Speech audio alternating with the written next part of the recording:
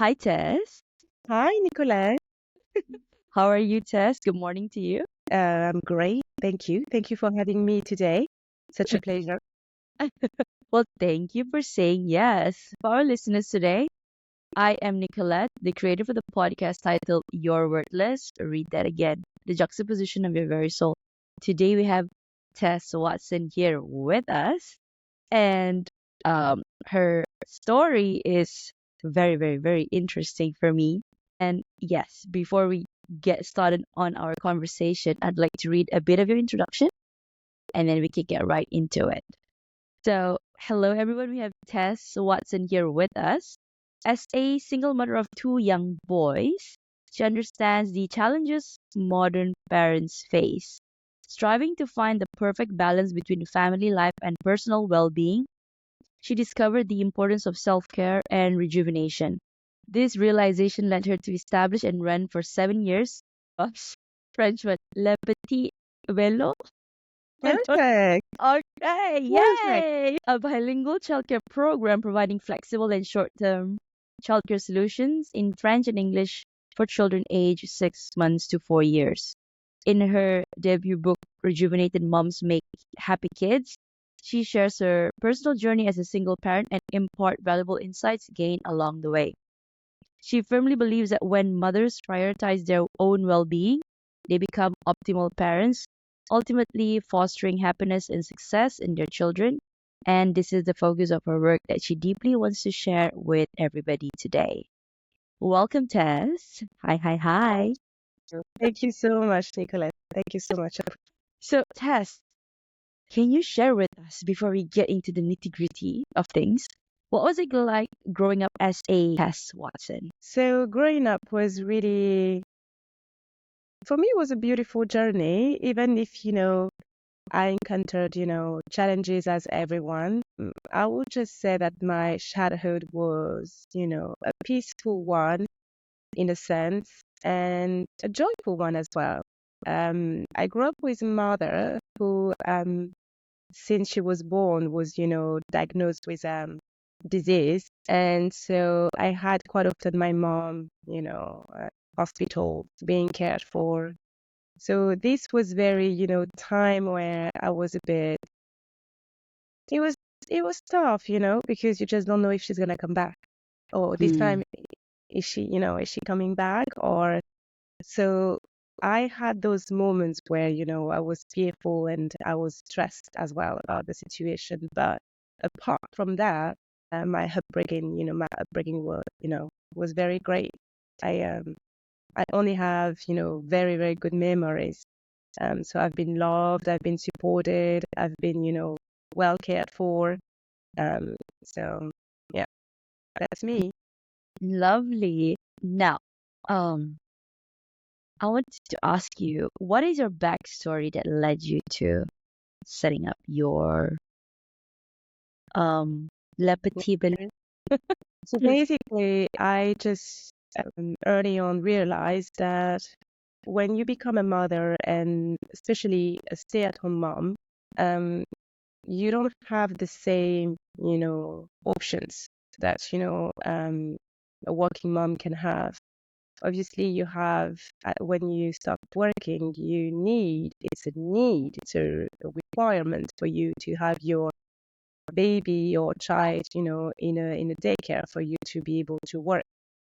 What we forget too often, I think, is the fact that stay-at-home mothers are also working 24/7.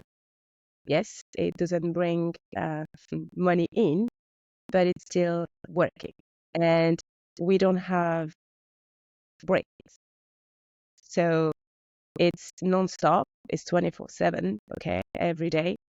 And I just realized that it was too much for me, but not just for me, I could also notice for my friends. And when I decided to start looking for something for my little boy, I couldn't find any group setting in my area where Mhm. I can drop him for a couple of hours because I've made the decision to be a stay-at-home mom. So decided that I wanted to be his main carer. So I'm not going to send him for long hours or every day in a daycare. That's no point. But I need some time for myself. Yourself. And I would Wow. love as well for the baby to be, to the toddler, at the time, I think it was a toddler, to be, socializing like Mingling. all Yeah. children from, Mm-hmm. working parents can, socialize, learn, etc. So I wanted the same type of setting being a stay-at-home mother. So Mm-hmm. I looked for it and I couldn't find anything. So Mm. that's where I came in, and I decided I had this, desire to do it for me and for others, because we all deserve a break. So that's the You. idea. So I set up this nursery where you can drop your child just for a couple of hours, maybe once a week or twice a week. It depends on, what you are after. Yeah, it was great. Mother were really happy, obviously, to have that type of setting. Time. Think the child is enjoying himself, and you Yeah. have yourself as well to, do whatever, pleases you. So Love that idea. Now that I read it and also heard it from you myself, it's actually such an important move for mothers because I grew up with a mom that is also a housewife. So my dad is in the house for about once a week, and my mom, yes. And we often see this, we often discredit the work that the mother does at home, but actually, true enough, she is the one that holds the family together and is so important. That's why they say happy wife, or in this case, happy mother, happy life. Because I read it somewhere that if the mother is unhappy, the environment will be reflective of that. And I don't know. I haven't gone into the statistics of it, but if I were to think about it, mother is not happy, then the whole mood changes. If father isn't happy, then okay, but he can go out and go with his friends. But yeah, what are your thoughts on that? I think it's I think we can all agree that we have many different versions of ourselves. So Tessia, tired, exhausted, it's absolutely not the same Tessia when Mm. I'm, full of energy and happy. Even in the way I interact with the boys, it's two different persons. And it's the same for everyone on this planet. Mm. You can't be the same person when you are so happy, so full of energy, so, relaxed and rested. And when you are frustrated or exhausted, or you are sad, or whatever it is, the negative emotions that, you are dealing with, it's two different people.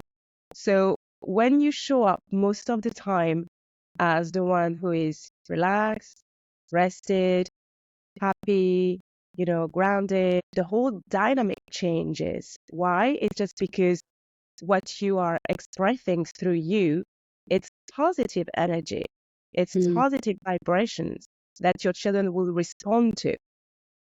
Now, if it's the other Tessia, exhausted, frustrated, what kind of energy I'm gonna let, flow through me, and, express. And and they will have to, and obviously the boys will, yeah, have to respond to that. Mm. Different. It's a Mm. different atmosphere in the house. It's a different interaction. It's completely different because you are different at that moment, you know? And how important it is for somebody to ground themselves when they're in that moment. I mean, what I found very useful is the fact that you can, I just, sorry, just 1 second. That's okay. Sorry, Yeah, 1 second. So sorry. that's okay. I will Someone I from will the cut this. building. I'm sorry. That has to come in, and oh, I'm so sorry. I just didn't know that. That's okay. I'll cut this away. No Yeah. worries. Okay, Yeah, cool. you were saying about yeah, how important it is for somebody to ground themselves when they're in that. So I think the most important thing when it's happening to you, it's to just, put yourself, aside or in a quiet room and breathe. Mm. Try to just, release whatever, tension you may have or whatever, what's going on, and to just trying to focus, on your breath and, to be present. And this helps a lot to shift back to better energy or positive vibrations. It helps a lot. Take yourself away from the situation for a moment, Mm-hmm. isolate yourself, Mm-hmm. reground yourself, and then only come back and deal with it with a different energy. Yes. Right. I think we talked a little bit about this, but then I think for the benefit of our listeners, we can break it down even better so they can get the clarity. What are the challenges that most modern parents face when it comes to their kids these days? What are the most challenges when Challenges that most modern parents face when it comes to their kids these days. I think it's probably the fact that we are in a different world. And so evolution and technology, it's so different from what, have been exposed when we were obviously children. So it's all about raising children in a world that we don't, recognize because it's not the same that we grew up in. And that's okay. We're here to raise children to be able to adapt well. But I think for some parents, obviously, it can be a challenge because they can be very fearful or not really knowing how to, to adjust, or it's not easy.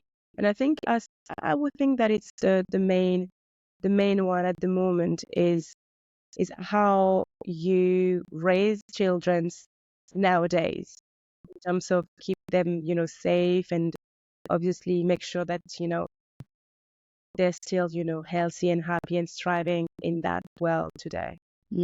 Thank you for sharing that. So, My Tess, pleasure. what is that one thing you wish you understood or knew before becoming a parent yourself? Wow. I think what I wanted to know is that for any problem or any, challenge, issue, the solution exists. We live you know, in a dual world, and you can't have, hot without, cold. You can't have, back without a front. So any challenges that you may have or you may encounter, the solution exists. Mm. If I knew that, I would have been different in my approach of dealing with challenges or issues. I would have just, let myself, reassure that it's okay. I'll find a way out, Mhm. But I didn't think this way because I was ignorant. It was a lack of awareness. And I thought sometimes that things that I was dealing with, there were nothing to help me out of this. It's just a matter of time. With time, this will pass. This kind of, thinking. I learned very early that is not the truth. In my case, for instance, I had trouble, but very, very, yeah, trouble. I was struggling with my oldest one because he was not sleeping through the night, but not the way we can think of it, like, when they wake up every 2 hours and 3 hours like this. We all know that. We have been informed. It's still difficult. I'm not saying it's not, but it's what it is. And in my case, he was not doing that at all. He was just not sleeping through the whole night. Oh my So gosh. anytime you put him down, he wakes up straight away. And sometimes you use tricks, you use whatever, but he wakes up. Because his way was, but I didn't understand at first, but his way was he wants to sleep on you because He doesn't want to be separated. yes, but I didn't understand. So I was struggling and struggling and struggling and struggling. And I was like, at some point when he was starting to sleep, I just, I was trying to put him down in his top and he was waking up straight away. And I was like, how do you do this? How come you're not tired? I couldn't get it. And it was all day, all night long. So a couple of years later, I've met a friend. She's a friend now, but at the time I didn't know her. And our first conversation was, so what do you do? And she explained that she was a maternity nurse. And I said, what is this? Nicely, she said that she comes over when, when the baby is born and the parents need rest, and she stays over to care for the Oh. baby for moms. Most of the time, it's moms to have a night, for herself for once, to just rest. And I was like, what do you mean? Like, this kind of service exists? She said, I'm doing this. It's my job. And I was like, no, seriously, the world stopped at that moment. And I was tearful. I didn't cry, but I was tearful because it was such There's a a solution. torture what I've been through that I could have avoided just by, going on Google. And I'm not saying that I will have faith for that type of service on a regular basis, but even sometimes once a week, you have a nice live. I would have give all my money Take it. just just Just take just it to have wisely. one night, just one. Wow. It would have changed the whole week for me. And you see, the Wow. solution existed. The solution was always there at my disposal. But because I didn't believe that it could be there, I didn't even dare or just make a search or look up for it. Because So we if were, you, before yeah. having children, that for any problem, any, issue, a solution exists, even if I don't know what is the solution, but one exists because that's the way our world has been created Mm. with problem and solutions, the whole thing would have been different. Wow. I think you're dropping really some golden nuggets here for the people out there. Oh, Thank you. And that's the for me truth. as well, Truth. I have yet to have any kids. Thank you. I mean, I hear the struggles, but you can never resonate until you really experience it yourself. So my respect, mad respect to all mothers out there, and my mother included. Yes, but we need to know that from a mother to another, the issues will be different, right? Hmm. So we can't really. It's not that. It's the way we address the issue, whatever. Because I don't know what will be the issue of another mother or whatever she will Yeah. go through. It will be different from what I've been through.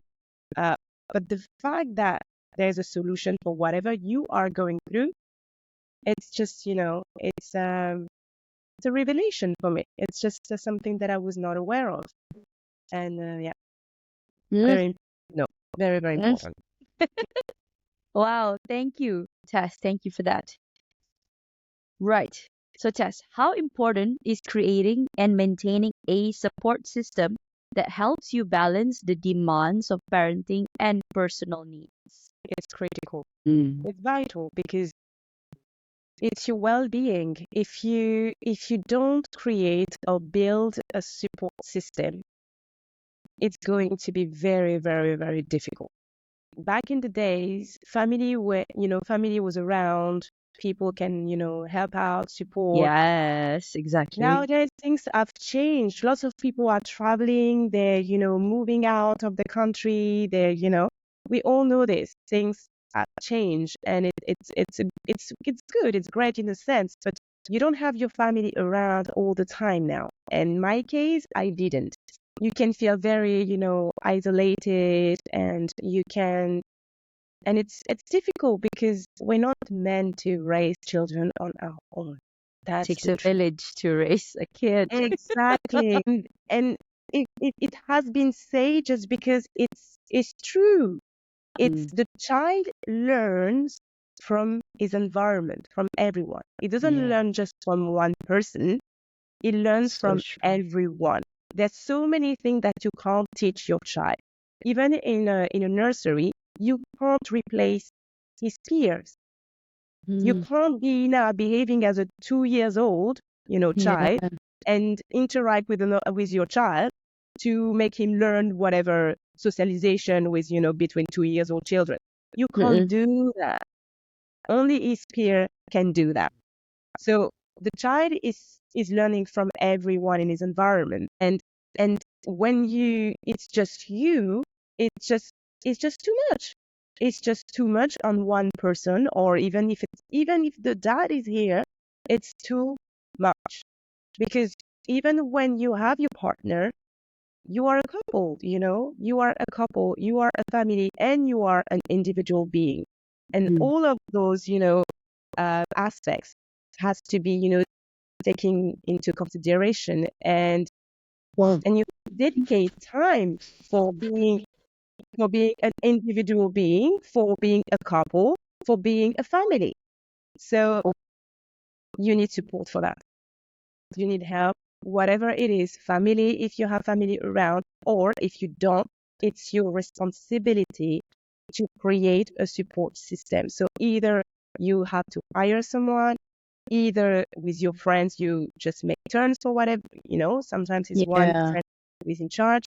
Whatever it is, you do it Get for help. your own health and Yeah. well-being. Stop. I mean, don't struggle. Stop trying to raise the kid all by yourself. Like, I know, especially like for me, like I live on my own with my cat. So say I have kids, like I cannot think that okay, I may be able to do it, but then it's gonna take I need to move mountains. And I don't think yeah, It's no. very, it's not, it's Yeah. not, it's not worth it to do it on your own, because it's Yeah. just going to affect your mental health, your physical health. It will affect everything. And then what's going to happen, you're going to show up in this relationship with your child or children, not being, The best. happy, yeah, not Yeah. happy, a healthy mother, Mhm. Mhm. because it's too much. Yeah. Mhm. Huh. Tell us Important. tell us about your book, Tess. Who should Yeah. be reading your book? Any, mom to be, or any actual even current mother, or new moms as well, or anyone really who is, in charge of children, even dads. In the title, obviously, it's targeting mothers because that's who I am.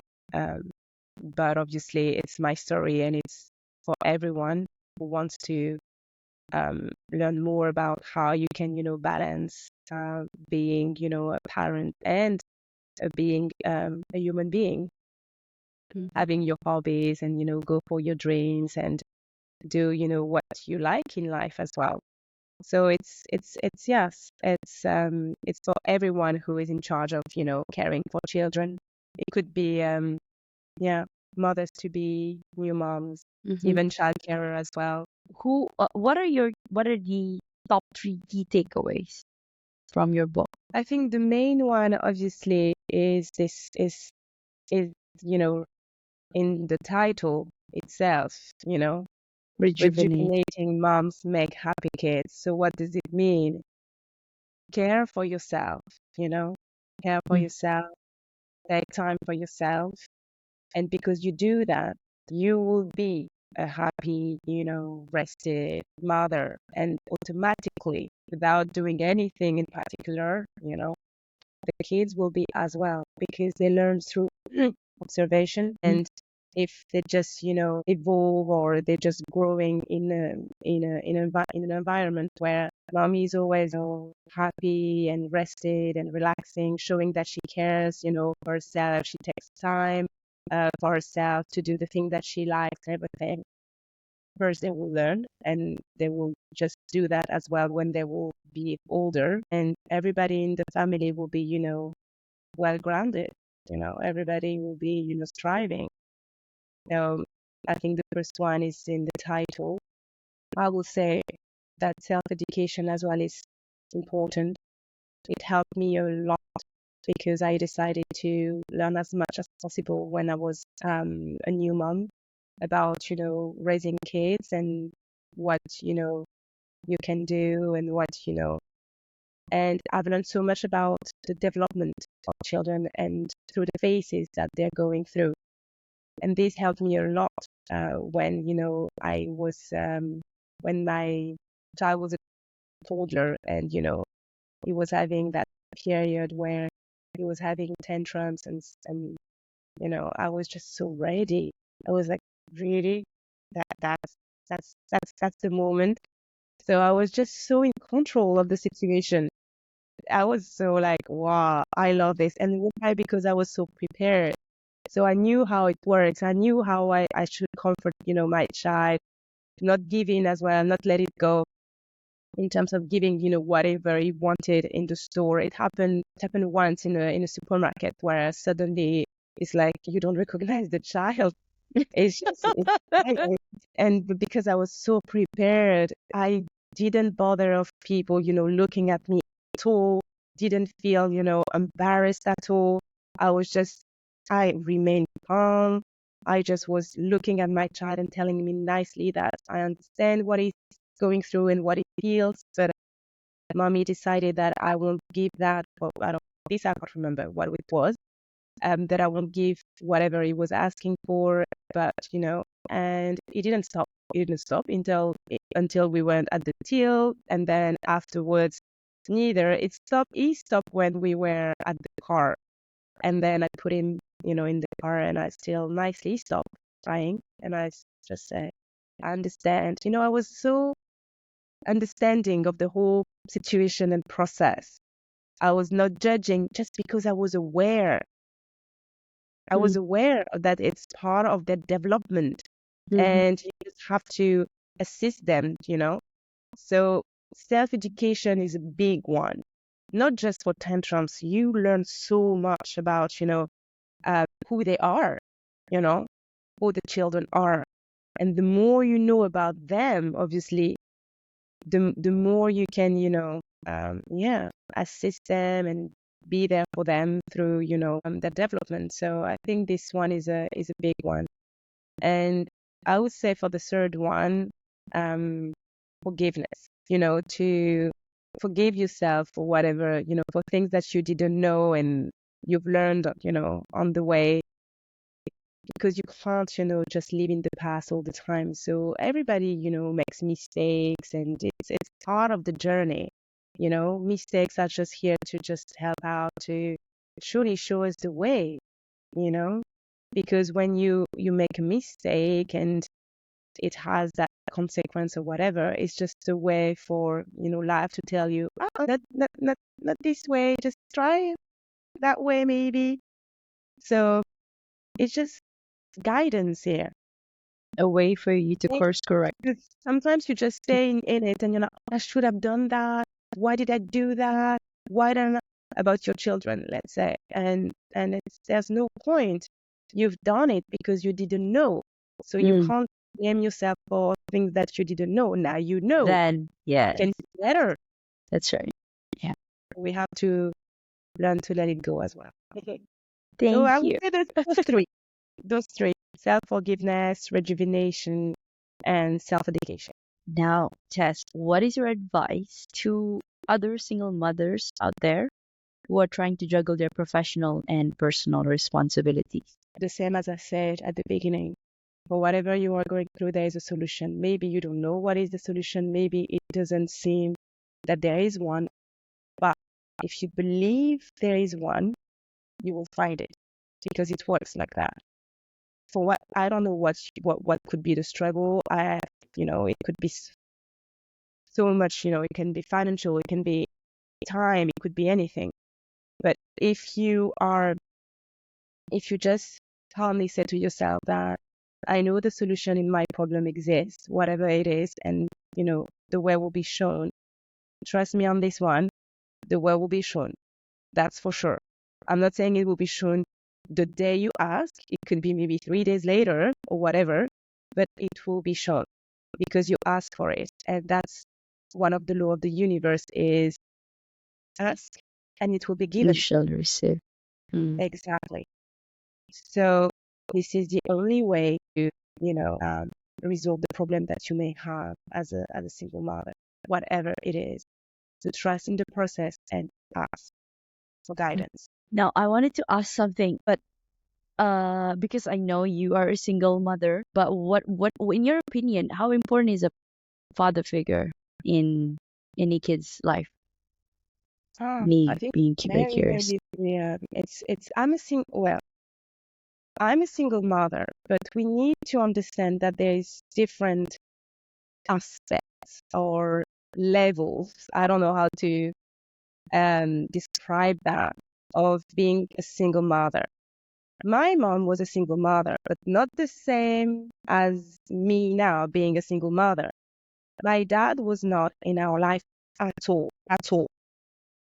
That was, Absent. complete. Yes. Me, in my case, the dad is here. The dad is providing financially as well. I'm still a Right. single mother, but not the same, you see, compared to my, Right. it's Mm-hmm. Mm-hmm. different. Yes. So, and it's still the same nowadays. Some mothers, they are without the dad at all Mm-hmm. around. And some, the dad is around, helping out, or it's, I would say that it's so important to have the dad around. It's obviously it's so important. I can say that because I didn't seem to be too impart, but for my brother, I think it was very, very hard not having a dad around. Probably because he's a boy. I don't know. I'm not saying that it's more important for boys than girls. I just give my story. It has been difficult for him. He missed him so much, and I think all his life he has been trying to just get that ideal image of a dad, and compared to me, I wasn't really bothered. Now, in my case, the boys are saying their dad all the time, so I don't see any. They are really well balanced. They're two boys as well, but their dad is always there. Mm-hmm. So it's really important. But sometimes when you don't have the dad, you can have another, male figure. It could be an uncle, it could be anyone that can, play that role. And this will be very important to the child. Thank you. So, Tess, what is next for you? Next is what I'm doing now is still, spreading, the message. I think we don't talk enough about, our needs as mothers. So I'm continuing on doing that to make sure that the message get out there and the conversation about um, mother's well-being is at the center of the conversation. That talking about that is just something that now we talk more about, and so mothers will be more aware of what they want to experience as mother, and what kind of motherhood journey they want to have to experience. Mm, how heartwarming. So Oh, that's what's next. okay. So, Tess, I'm going to pivot to a self-worth question because my podcast talks a lot about self-worth. So, the question for you, Tess, negative self-talk can significantly impact self-worth. How do you manage yourself when these thoughts surface? I know it's not easy, but the truth is we have control of our thoughts. When you practice meditation, when you practice, concentration, you are more able to spot when a negative thought, can come, and you can obviously reject it. It's an insight, it's an inner work, and but it's down to us, right? It's our responsibility to do it, because otherwise, if we don't do anything, we're gonna let those, negative thoughts from the outer world controlling us, you know. And the problem is when the thought is in your mind and then you accept it, then you get involved, emotionally with it, you act accordingly. It starts with obviously, it starts with the thought, then the emotion, and then the action, right? So Mm-hmm. then you're gonna start doing things that you wouldn't done if a different thought was in your mind. So it's really important to understand that it's your responsibility to control your thoughts. You don't control maybe the thought coming and it's a negative one, but you can control the fact that you accept it or reject it. You can nurture the thought, or you can decide to reject that thought. So this is your responsibility. And when you are more into saying positive affirmations, during your day, and remaining, with positive thoughts, you are less likely, obviously, to go into that road and just, thinking about negative stuff all the time. So I would say it's doing the work, doing the inner work to stay in control of your own thinking. I like the keyword, do the work. Yeah. Do the work. Like, Right. yeah. And that encompasses a lot of things like regulating your emotions, controlling, just being observant of what you think about, Of course. and then how you want to The put yourself out there thinking, to the world. Yeah. yeah, the thinking is everything. You become what you think about. Mm-hmm. So careful about what you think. Yes. Gosh, I love that. You become what you think about. Yes, that is definitely my kind of topic. So Tess, what is your heart's greatest wish? That's a good question. I think what I wish the most is for not only mothers, obviously, but for everyone to be aware for, you know, how things work in this world, aware of the laws of the universe we were talking about, thinking if people are just aware of that truth that you become what you think about, then, they will just, make the change, make the shift in consciousness to be the person they really want to be. Once you do that shift internally, the outside world changes. All your circumstances are changing because the outside world is just a reflection of your inside world. So if everybody here knows that, then they can become who they truly are, what they really want, they just have to be aware. It starts with the awareness. Then obviously there's the work, obviously the inner work that you have to do, but you can't do this inner work without knowing. So it's first awareness. It's rising in consciousness first. Mm, mm. Yes. So that's Rising in my consciousness. dearest wish Ah, for for I love it. anyone on this planet. I love it.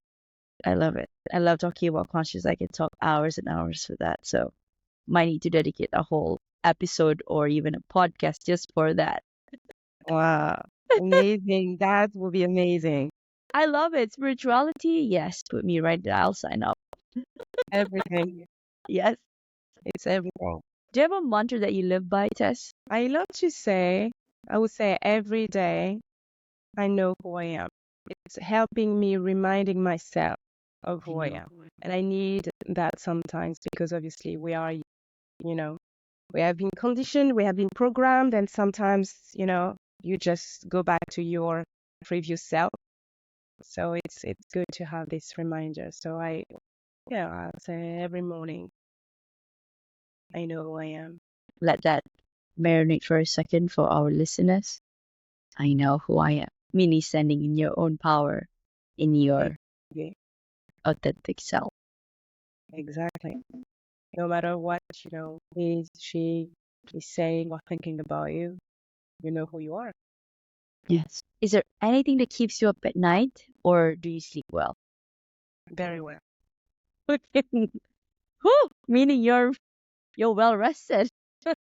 Yeah, but the You're thing a is, rejuvenated mom. I love to sleep. I just Oh, me love too.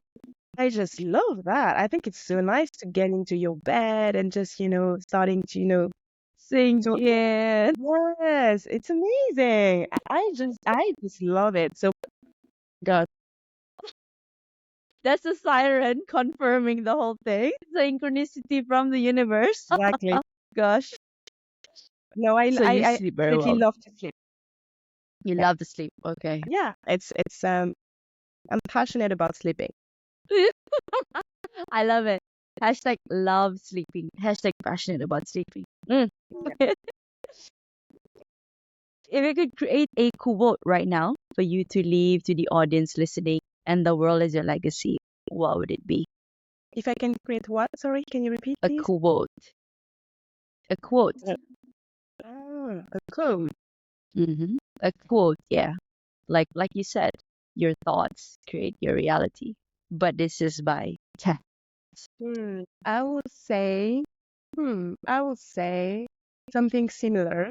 Thoughts. Your thoughts create your reality. Your feelings attract, and your imagination creates your wealth. Thoughts create your reality. Your feelings attract, and your imagination creates your world that seals everything. Mm. So you see, so we have thinking, obviously, Feeling. Mm-hmm. thoughts, feeling, and we have imagination as well. Mm-hmm. Imagination is everything. It's everything because when we say everything is possible, it's referring to imagination because it's where you can think anything you want. But imagination creates anything in this world has been first created in the mind of the creator, right? Anything, a chair, it was first, in imagination. And even how do you say that? Like a painting. Even the painters, they say that. They say that there is no originals on this planet.